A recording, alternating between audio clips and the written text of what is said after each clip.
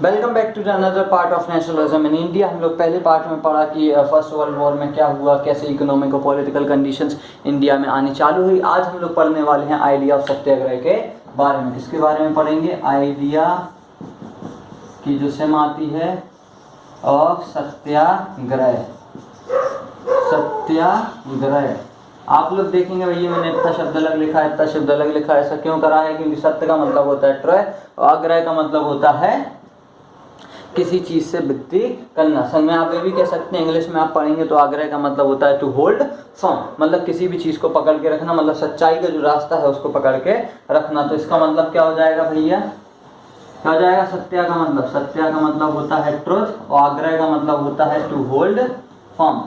क्या होता है? टू होल्ड फर्म होता है आज्ञा का मतलब। ये हो गया आपका ट्रुथ और टू होल्ड फर्म। तो सत्याग्रह ने देखो क्या हुआ, सत्याग्रह जो गांधी जी ने चालू करा था, लेकिन गांधी जी के बारे में पहले पढ़ना भी पड़ेगा थोड़ा सा। तो भैया क्या हुआ, गांधी जी कहाँ थे इससे पहले? साउथ अफ्रीका में। क्या लड़ रहे थे?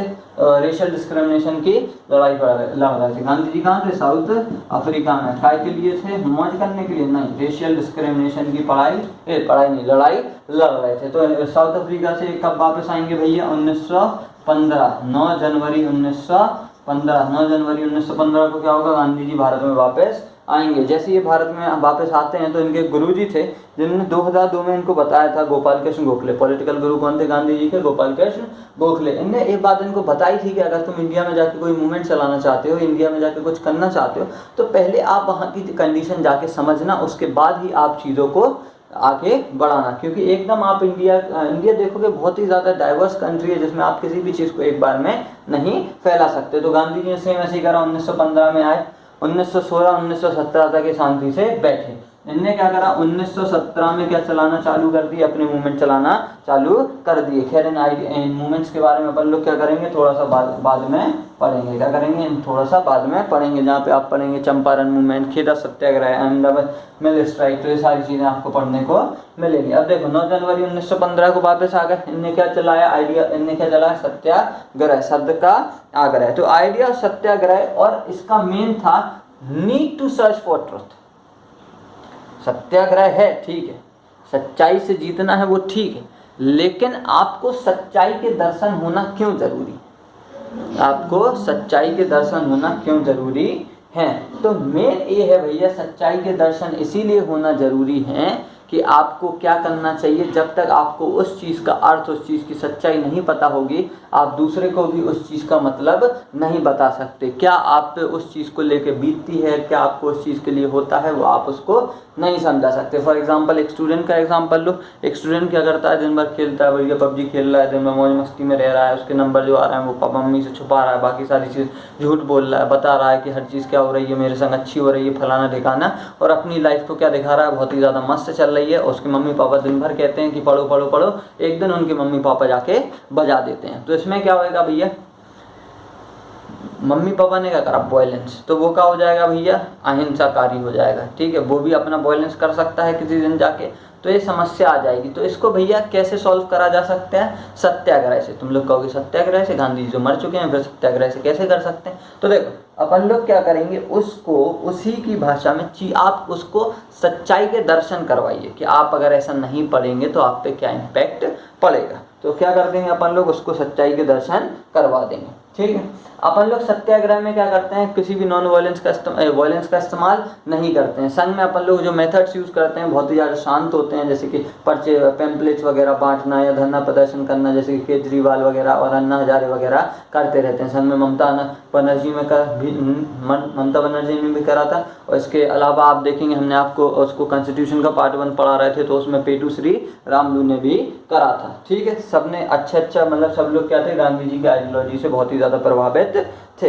इसके बाद क्या आता है कि आप क्या करेंगे? किसी भी सत्याग्रह में क्या होता है? फिजिकल फोर्सेस का इस्तेमाल नहीं करा जाता। सपाटा नहीं मारेंगे। आपने देखा होगा मुन्ना भाई MBBS में, एक सपाटा आगे से मार दो तो दूसरा सपाटा वो गाल आगे कर दो एक गाल पे अगर सपाटा पड़े तो दूसरा गाल आगे कर दो, दूसरे भी पड़े तो तीसरे में लपेट दो। यही सिखाया था। ठीक है, क्योंकि गांधी जी ने 2 गाल तक की बात करी है, तीसरे की थोड़ी बात करी। ठीक है, तो क्या हो गया भैया, अपन लोग क्या कर सकते हैं, सत्याग्रह ही एक ऐसा तरीका है जिससे हम लोग जीत सकते हैं। गांधी जी ने क्या बोला, सत्याग्रह ही एक ऐसा तरीका है जिससे चीज़ों को ठीक करा जा सकता है। आप अंग्रेजों से लड़ नहीं सकते क्योंकि वो आपसे ज़्यादा पावरफुल हैं। आपको पता है हमारे देश के राजा हार क्यों जाते थे? क्योंकि बेचारे हाथी पे खड़े होकर लड़ते थे हैं। अब यहाँ पे पूरी टीम चल रही है स्प्लेंडर पे, तुम बैठे हो आईफिल टावर पे, अंग्रेज तो दूर से तुमको गोली क्या कर देगा, मार ही देगा। तो इसमें क्या होगा, समस्या राजा की गलती है भैया, सब स्प्लेंडर पे चल रहे हैं, तुम आईफिल टावर पे आ रहे हो, कोई भी तुमको ढूंढ के आसानी से मार देगा, राजा खत्म, लड़ाई खत्म।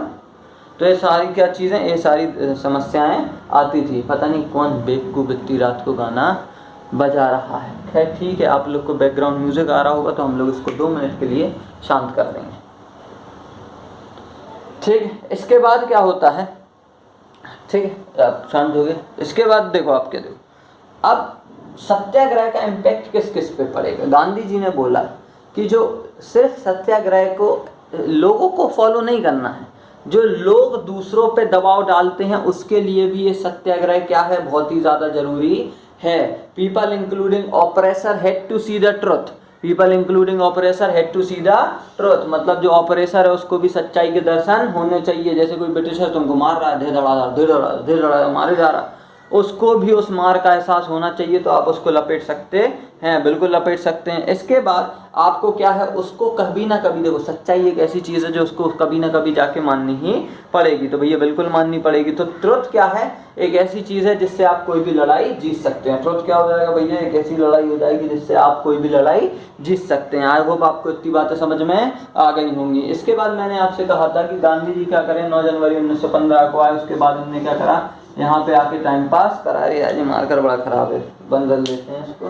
ठीक है, गांधी जी क्या हुआ, 1915 9 जनवरी को क्या है, भारत देश वापस आए, तो इनने भैया क्या चालू करा, अब चालू होएगा तुम्हारा अहमदाबाद पहले 1917 में एक मूवमेंट चला है, 1918 में एक, 1918 में एक। भैया अलग अलग किताबों में अलग अलग डेटें दी हुई हैं, लेकिन ये डेटें जो हैं वो ऑथराइज हैं by the government of India including UNICEF and world UNO.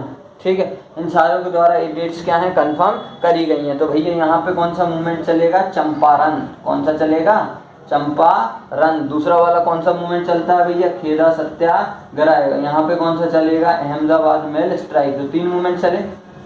ठीक है, 3 मूवमेंट में आप लोग समझो हुआ क्या था। चंपारण में पहले क्या करते हैं, चंपारण का मूवमेंट किसके खिलाफ था, इंडिगो कल्टीवेटर्स के लिए। चंपारण का किसका था, इंडिगो कल्टीवेटर्स के लिए, खिलाफ नहीं लिए। कल के दिन चलने वाला सर गलत पढ़ा रहा था। ठीक, एक इसके लिए था, इंडिगो कल्टीवेटर्स के लिए था। इनके संग क्या हो रहा था, समस्या क्या थी, गवर्नमेंट जो थी इनसे क्या कर रही थी भैया, इनसे कहती थी इंडिगो उगाओ। क्या कहती थी, इंडिगो उगाओ। ठीक है, उगा देंगे, कोई समस्या नहीं।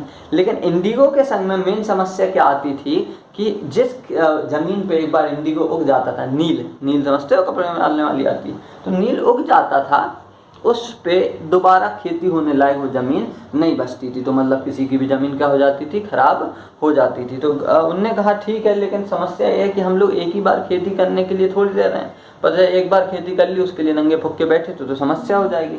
तो एक किसके लिए था, इंडिगो कल्टीवेटर्स के लिए था। दूसरा मूवमेंट किसके लिए आता है, खेदा सत्याग्रह। ये भी किसके लिए था, फार्मर्स के लिए था। यहाँ पे क्या हो रहा था, किसके लिए था, फार्मर्स के लिए। यहाँ पे क्या हो रहा था, गांधी जी से वो गए खेदा सत्याग्रह करने। एक्चुअली में होना क्या था, ये वाला मूवमेंट पहला होना था, ये वाला बाद में होना था, लेकिन फार्मर्स जल्दी इकट्ठे हो गए, तो ये वाला मूवमेंट क्या हो गया, पहले हो गया। क्यों लटक रहा है भैया, ठीक है। ये वाला मूवमेंट क्या हो जाता है, ये जल्दी हो जाता है। तो इसमें देखोगे क्या हुआ था कि पहले क्या चलता था, 3 कठिया सिस्टम चलता था। क्या चलता था, 3 कठिया, मतलब 3/20। अगर आपके पास 20 हेक्टेयर लैंड है तो उसमें 3 हेक्टेयर लैंड में क्या करना पड़ेगा, आपको इंडिगो उगाना पड़ेगा। तो इस पर टैक्स लगता था। 3 कठिया इसमें भी चलेगा, 3 कठिया इसमें भी चलेगा, सब जगह, क्योंकि भारत तो एक ही था। तो इसमें क्या करना पड़ता था, इनको टैक्स देना पड़ता था। अब टैक्स देंगे, सही बात है, बिल्कुल देंगे, कोई दिक्कत नहीं है, लेकिन जब उगेगा तभी तो देंगे, लेकिन अंग्रेज कहते थे नहीं, उगे चाहे नहीं उगे हमको टैक्स चाहिए, हमको बराबर जो हमारा टैक्स 50% 75% जो होता था वो हमको चाहिए, चाहे तुम भूखे मर जाओ। तो अब यहाँ पे किसान क्या हो चुका था, फंस चुका था, होता था। तो गांधी जी गए, उसको जाके गांधी जी निपटारा करके आए। बाकी मैं डिटेल में आपको गांधी जी के बारे में पढ़ाऊंगा जब मैं आपको इंडियन हिस्ट्री पढ़ाऊंगा पूरी, तो आप वहाँ से भी जाके देख सकते हैं। सर क्या आता है, अहमदाबाद मिल स्ट्राइक, ये क्या था, ये इंडियंस के खिलाफ ही था। किसके खिलाफ था, इंडियंस के खिलाफ, लेकिन इंडियन लोगों के खिलाफ थोड़ी होगा नहीं होगा। एक इसके जो इंडियन जो बड़े लेवल पे थे, किसमें, मिल में काम करते थे, सूती मिल में जो काम करते थे उनके खिलाफ था। यहाँ पे क्या करा, वर्कर्स जो थे वो स्ट्राइक पे बैठ जाते हैं। क्यों बैठ गए, क्या समस्या, खाना पीना नहीं मिल रहा होगा। वर्कर्स ने कहा अगर कंपनी को प्रॉफिट होता है तो हमको भी क्या चाहिए, डिविडेंड, मतलब हमको भी क्या चाहिए, प्रॉफिट चाहिए, मतलब हमारी भी सैलरी में इंक्रीमेंट होना चाहिए, कितना 30%। लेकिन ये लोग कितना कह रहे थे, ब्रिटिशर्स कितना कह रहे थे, सिर्फ हम 15% ही बढ़ा पाएंगे। तो गांधी जी वहाँ पहुंचे, गांधी ने बताया क्या बात है भैया, पैसा नहीं बढ़ेगा। गांधी ने कहा हम देखेंगे, हम सत्याग्रह पे बैठेंगे। इनको लगा होगा कोई आड़ा तेरा आदमी, बैठ जान दो।